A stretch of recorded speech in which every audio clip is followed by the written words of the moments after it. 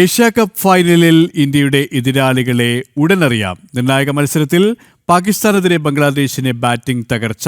80 runs പൂർത്തിയാക്കുന്നതിന് മുൻപ് 6 വിക്കറ്റുകൾ നഷ്ടമായി. പാകിസ്ഥാന് വേണ്ടി ഷഹീൻ അഫ്രീദിയും സൈം അയ്യൂബും 2 വിക്കറ്റുകൾ വീതം വീഴ്ത്തി. വിരളുമായി നമുക്ക് നിഖിൽ കുമാർ ചേരുക. നിഖിൽ, ബംഗ്ലാദേശാണോ പാകിസ്ഥാനാണോ എന്നറിയാൻ അല്പനിമിഷത്തെ കാത്തിരിപ്പല്ലേ?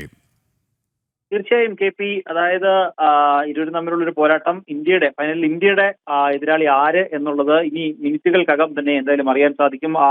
സെമി ഫൈനലിന് തുല്യമായ സൂപ്പർ ഫോറിലെ മത്സരം എന്ന് പറയാൻ സാധിക്കും. പാകിസ്ഥാനും ബംഗ്ലാദേശും തമ്മിൽ നേർക്കുന്ന ഒരു പോരാട്ടം. നിലവിലൊരു മേൽക്കൈ പാകിസ്ഥാൻ എന്ന് പറയാൻ സാധിക്കും. കാരണം 136 റൺസ് വിജയലക്ഷ്യമാണ് പാകിസ്ഥാൻ ബംഗ്ലാദേശിന് മുന്നിലേക്ക് വെച്ചത്. അത് പിന്തുടരുന്ന ബംഗ്ലാദേശ് ഒരു ബാറ്റിംഗ് തകർച്ച എന്ന് പറയാം. നിലവിൽ 16 ഓവറിൽ 94 റൺസിന് 6 വിക്കറ്റുകൾ നഷ്ടമായി. 23 പന്തിൽ 42 റൺസ് എന്ന ലക്ഷ്യമാണ് ഇനി അവർക്ക് മുന്നിലുള്ളത്. ഷമീം ഹുസൈൻ 23 പന്തിൽ 30 റൺസ് ഷമീം ഹുസൈനിൽ മാത്രമാണ് ഇനി ബംഗ്ലാദേശിന് പ്രതീക്ഷയുള്ളത്.